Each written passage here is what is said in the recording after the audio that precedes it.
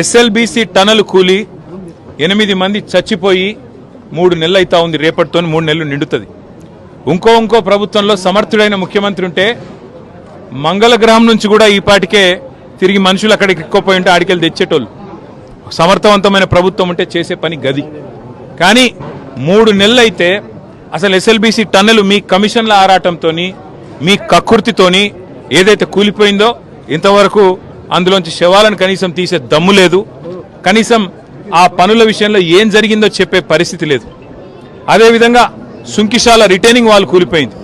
Sunkishala retaining wall కూలిపోతే ఇప్పటి వరకు ఆ సంస్థ మీద కానీ ఆ ఎందుకు కూలిపోయిందన్న దాని మీద కానీ ఎలాంటి ఎంక్వైరీ లేదు, ఎలాంటి కమిషన్ లేదు. ఆ సంస్థ మీద ఎలాంటి చర్య తీసుకున్న పాపాన పోలేదు. వట్టెం పంప్ హౌస్ మునిగింది కాంగ్రెస్ వచ్చిన తర్వాత, ఇంతవరకు దాని మీద చర్యలు లేవు. పెద్దవాగు ప్రాజెక్టు 2 సార్లు కొట్టుకుపోయింది, దాని మీద చర్యలు లేవు. అందుకే ఇది కాంగ్రెసు బీజేపీ కలిపి వండుతున్న వంటకం ఏదైతే ఉందో, కాళేశ్వరాన్ని ఒక విఫల ప్రయోగంగా చిత్రీకరించే ప్రయత్నం ఏదైతే ఉందో, ప్రజలకు వాస్తవాలు తెలుసు. మాకు ఈ దేశంలోని చట్టాల మీద, న్యాయ వ్యవస్థ మీద మాకు సంపూర్ణమైన విశ్వాసం ఉంది.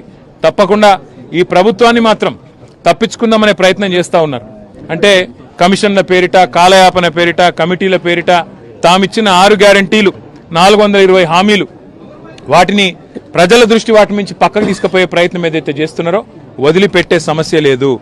మీరు ఎన్ని నోటీసులు ఇచ్చినా, ఎన్ని డ్రామాలు ఆడినా అవన్నీ కూడా తప్పకుండా దూది పింజల్లాగా తేలిపోతాయనే మాట కూడా తప్పకుండా చెబుతూ, ముమ్మాటికి న్యాయము ధర్మము గెలుస్తుంది. ముమ్మాటికి తెలంగాణకు మేలు చేసిన వాళ్ళని ఆ దేవుడు కాపాడతాడు. మీరెన్ని చిల్లర ప్రయత్నాలు చేసినా, వచ్చి 17 నెలల నుంచి మీరు చేస్తున్నాయని చిల్లర ప్రయత్నాలే. ఈ కమిషన్ అని, ఆ కమిషన్ అని, ఈ ఎంక్వైరీ అని, ఆ ఎంక్వైరీ అని. అందుకే నేను చెప్పేది, ఈ 3D మంత్రం ఎక్కువ రోజులు నడవదు. ఈ డిసెప్షన్, డిస్ట్రాక్షన్ అనే మీ ఆలోచన ఏదైతే ఉందో ఎక్కువ రోజులు నడవదు. తప్పకుండా తెలంగాణ ప్రజలు తిరగబడే రోజు కూడా వస్తుంది. మిమ్మాటికి రేవంత్ రెడ్డి ప్రభుత్వానికి, స్కామ్ గ్రేస్ ప్రభుత్వానికి తప్పకుండా బుద్ధి చెప్తారనే మాట కూడా నేను తెలియజేస్తాను.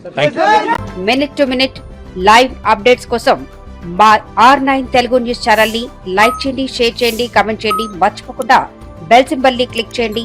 సబ్స్క్రైబ్ చేయడం మర్చిపోకండి.